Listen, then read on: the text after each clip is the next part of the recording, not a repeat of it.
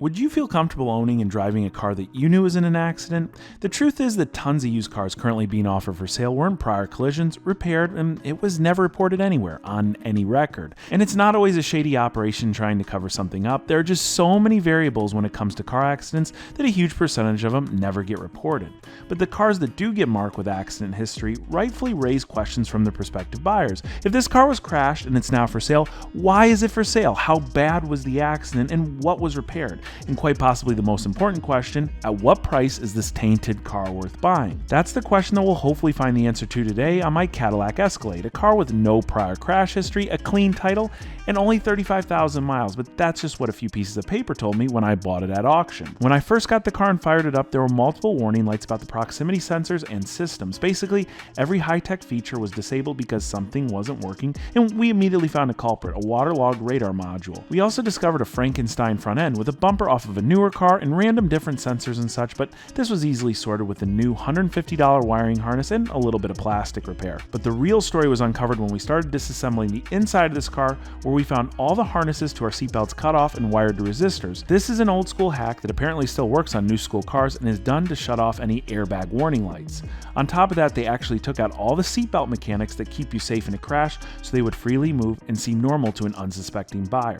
This could have been a major hassle as these seatbelts are not available to order from General Motors and are on national back order, but we found an amazing solution here. A company called MyAirbags has the safety certification and was able to restore these seatbelts and their components to factory spec, all at a very nominal fee. Today, let's focus on tidying up this wiring mess and hopefully bring back all the functions of this once $90,000 luxury truck, all in a DIY fashion using tools that most anyone can have access to. But before we do, I want to go back to my original question. Would you feel comfortable owning and driving a car you knew was in an accident?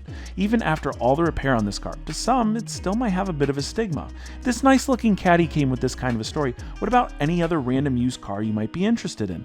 Like the old saying goes, no news is good news, but only the cars with no news or no hidden stories are the brand new ones. And well, most auctions don't offer any new cars for obvious reasons. The only other auction I'm aware of where you can bid on and win brand new cars is over at Deal Dash, and they've got so much more than that. There's PlayStations, gift cards, jewelry, all at prices up to 99% off their retail values, and it works so much different than any other auction I've ever dealt with, which makes it incredibly fun. Here, let me show you how it works. Every Deal Dash auction begins at $0 and 10 seconds on the clock. Every time someone bids, well, the price goes up by just 1 penny and the clock resets for another 10 seconds. The last man standing will win the auction, and most times for a ridiculously cheap price. And every auction page contains a stat list that shows you exactly what it takes to take home the big wins, like this brand new Mustang Mach-E. Including bids, the winner paid less than $25,000 for this Mustang. This same car is literally selling for over $50,000 at dealers right now, and someone won it for over 50% less at Deal Dash. And they're not the only ones winning. I won 4 auctions in one day. Check this one out right here. A $10 Dunkin' Donuts gift card. I anxiously waited for it to go live. The second it did, I placed my bid, and look at this. I was the only guy there. I won this $10 gift card for 1 penny, and there's no shipping fees at all on Deal Dash, so it literally will cost me 1 penny for a $10 gift card. Click that link in the description, sign up for Deal Dash, or just grab one of their apps on your mobile devices, and during sign up, make sure you use my name, Sam Crack. That's going to get you 100 free bids on your first bid pack purchase. Again, use my name, Sam Crack, during sign up for 100 free bids over at Deal Dash. So currently when we pop on the Escalade, we should have an airbag fault. Let's see, yeah, see our airbag fault is here. There we go, warning airbag. So our goal today is to get this airbag light off the dash. That's not our only goal. We got to finish this car today. There's not a whole lot to do. We just got to get these seatbelts back installed. We got to do a little bit of electrical repair. We're going to fix those wiring harnesses that were all cut up.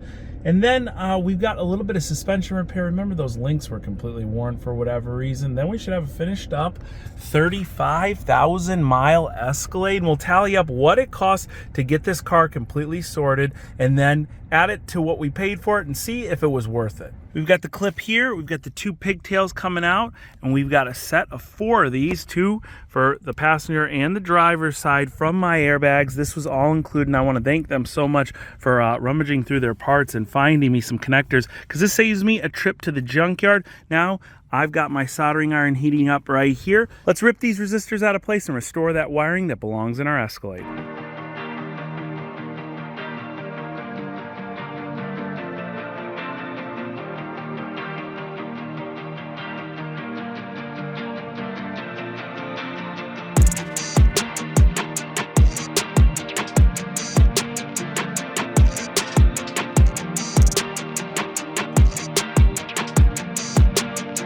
All right, we've got all 4 of our wiring harnesses replaced. Our plugs are ready to go, and it's just a matter of putting everything in reverse. Now, one really nice thing that MyAirbags did for us is they went and they labeled these. You see this has an R on the side of it. That means this is the right side. We are currently on the passenger side. Everything should just kind of go in place and be pretty straightforward. Here we go.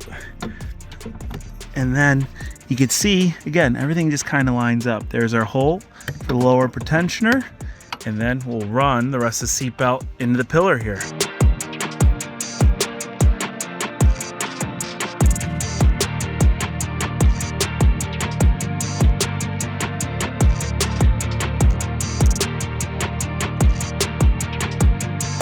I can't tell you the number of times I've installed seatbelts and had to take them out because, well, I did something wrong. So a few things you want to look out for when you're putting your seatbelts in. Number one, you want to make sure your belt is straight. If you twist this once, it's going to install itself twisted, and then you will forever be annoyed every single time you drive the car. Now, if you do it on the passenger side here, it's no worries because you're only going to annoy your passenger. But seriously, just go and loosely fit everything like we have here. Buckle it in. Make sure that it's fitting right.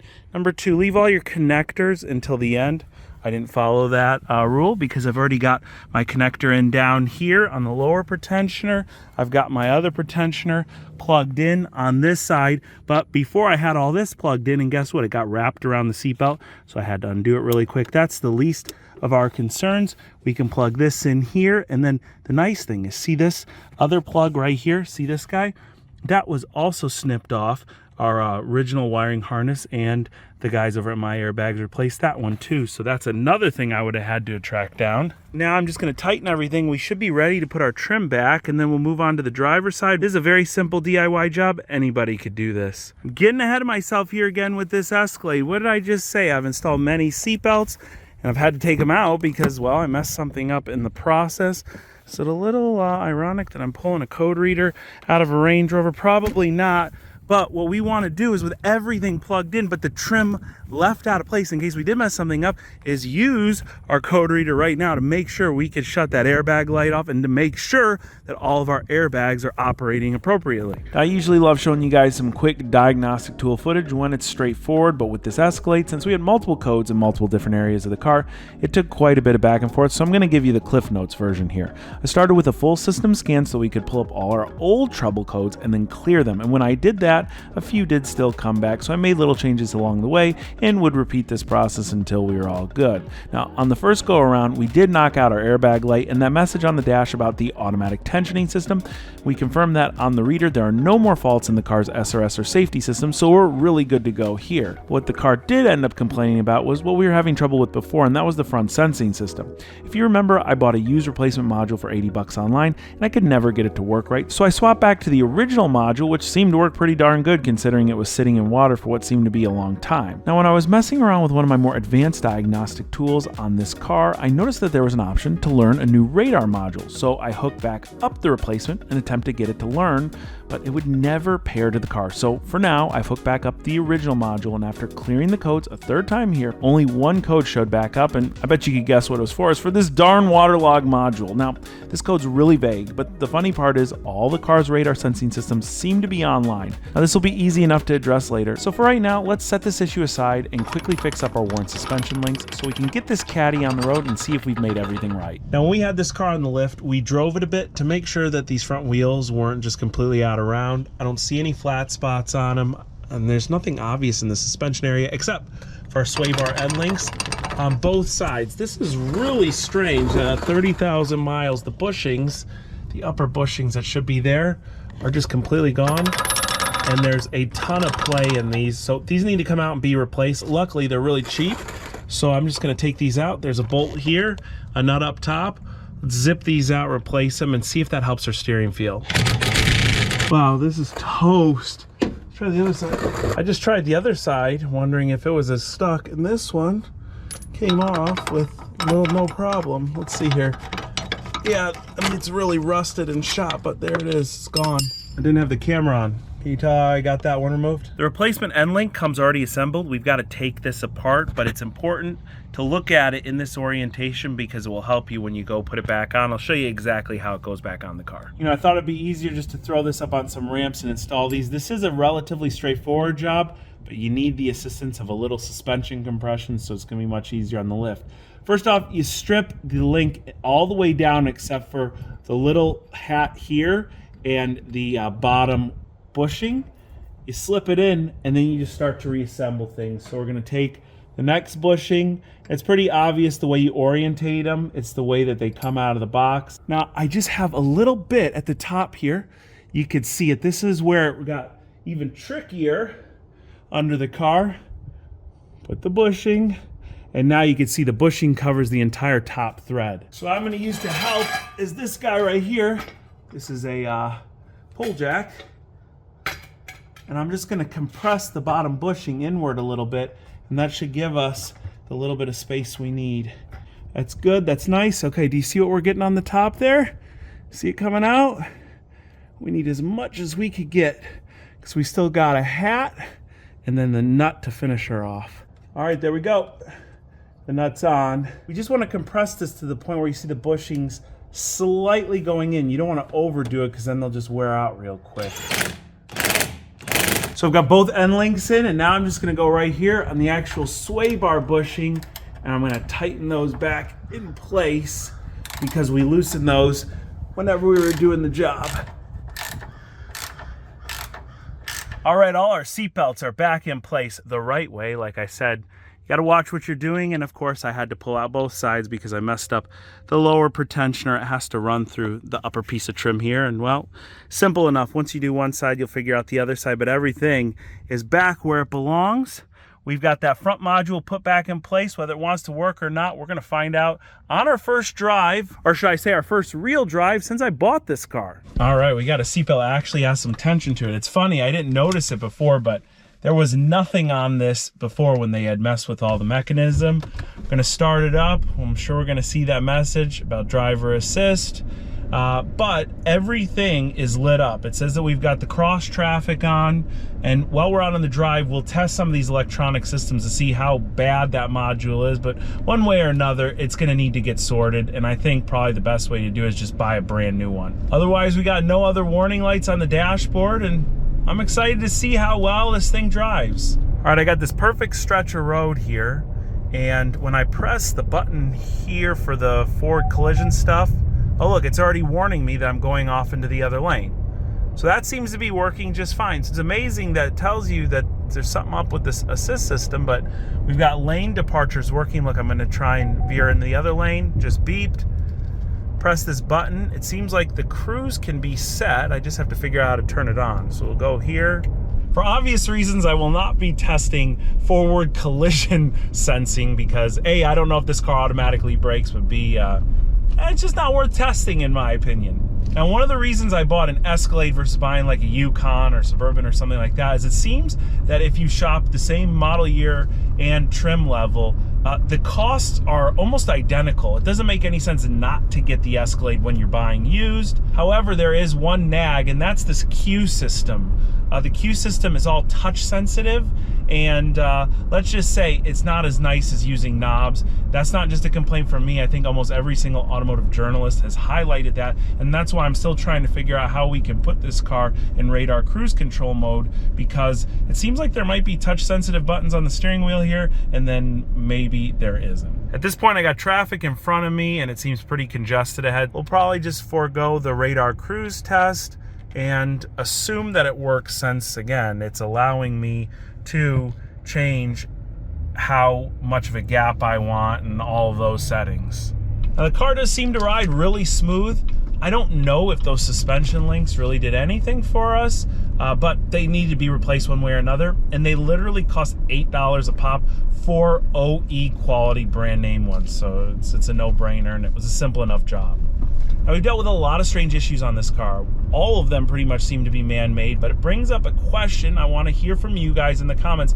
would you be willing to take a pretty significant discount, say 20 or 30% off what is a wholesale price, meaning what I pay at the auction for a good working car, to get one with some funky issues like this, which clearly has been in some sort of accident, but one that's simple enough to put back together and fix like this one was. The big mystery here is the crash. Like, how crashed was this car? Something we'll probably never know because it doesn't seem to be on any Carfax. Doesn't seem that there's any sort of accident report that matches this VIN on all the searches I've done. This thing would be an ideal retail car, but not with all the problems that it came with, which all seem to be rectified at this point. Speaking of getting a worthwhile discount on this car, I couldn't even tell you how much I've spent on it so far. I didn't pay a lot of attention, specifically because every single time I even went to the dealer to buy a part, I don't think anything hardly cost over $100. I think there was one piece of trim that went under the hood that was right around $100. But it's a testament to American cars, their parts availability, and just kind of how simple they are. But I'm gonna go look through everything, tally it all up, and I'll tell you exactly what this car cost me, and then you can let me know whether it was a good enough deal or not. Got all my numbers tallied up right here. We're going to start with the winning bid at $27,800. That was a pretty controversial number whenever I hinted at it in the first video. A lot of people said, you got ripped off spending nearly 30 grand for a used truck. What are you, nuts? I'm assuming those people haven't shot for a newer used vehicle in some time because, well, that's a huge discount off of the next cheapest wholesale example, but I'll prove that to you in a little bit. Again, $27,800 was just the winning bid. An auction fee of $570 was tacked onto that for a total of $28,370 just for our truck, a 2015 Cadillac Escalade Premium with 35,000 miles on the clock. Now, I went to the dealership, which happened to be really, really reasonable. Had a great experience with my local Chevrolet dealership. They had the wiring harness for our front bumper in stock at $150. A clock spring, they had plenty of those available, and I'm assuming that because that's a universal fit item that fits Tahoes, Silverados, and it fits this Escalade, that was only $60, and it brought back to life our steering wheel controls, so it was really well worth it. And then there was a couple pieces of trim. One was under $10. It fits over the battery. It was missing when I got the truck. And then there was a bigger part under the hood. I think that was around $100. So I just rounded that bill to $140 for a total of $350 spent at the dealership. Then we went to MyAirbags to get our seatbelts repaired. That was $250 and a godsend. I mean, where can you get that sort of service nowadays for $250, which included return shipping to me and the pigtails and everything? I mean, an incredible deal. Our last category is kind of miscellaneous. It's going to be the used module we bought for $80 online, and I bought about $100 worth of service items, including those two suspension links, an oil filter, some oil, an air filter, and a cabin air filter. So all in, I've only spent $800 on everything you've seen, minus any of the services, which I haven't done yet. And to think that a dealership didn't just take this truck and really do a deep dive in it. I mean, I guess our time was probably our most valuable asset here, but still, it wasn't all that hard to figure out once we started pulling the trim off the car and we discovered that someone had wired in the resistors. Everything was downhill from there. Obviously, we need to spend a tiny bit more to sort that last remaining code on the car, and that's going to cost us $270. I found this listing here on eBay for a brand new module that matches the part number that came out of this truck. And again, it was $270. So really another $300. Our last code will be solved, and we'll have a fully serviced and very low mileage 2015 Cadillac Escalade. Now, I did a quick retail scan of what this truck would cost right now if we ran out to a dealership and bought it, and everything points to right around $40,000. A lot of $39,995s for this model year in a four-wheel drive premium trim seems to be the going rate. A couple were a bit higher. There were not many much cheaper than 40 grand. So you got to figure we got around a $10,000 discount to buy and sort this truck ourselves. Sure, there are a few Easter eggs around this one that I've shown off, and that might lower the value itself, but on paper, this is a $40,000 truck that we paid under $30,000 for. I think that's a huge win. If you do as well, make sure you hit that like button. Also, make sure you answer the big question I've been asking this entire video in the comments. Let me know, would you buy a car at a pretty steep discount, and would you daily drive it knowing that it was in a prior accident, or would you just wait out and pay a little bit more for one that you knew didn't have as extensive as a story as this one right here? If you're not already following me on Instagram, where I've been posting updates, future collaborations, collaborations and new projects coming to the channel before anything goes live here, well, you can find me here. Just hit that link down in the description box. As always, I want to thank each and every one of you for watching today, and I'll catch you very soon.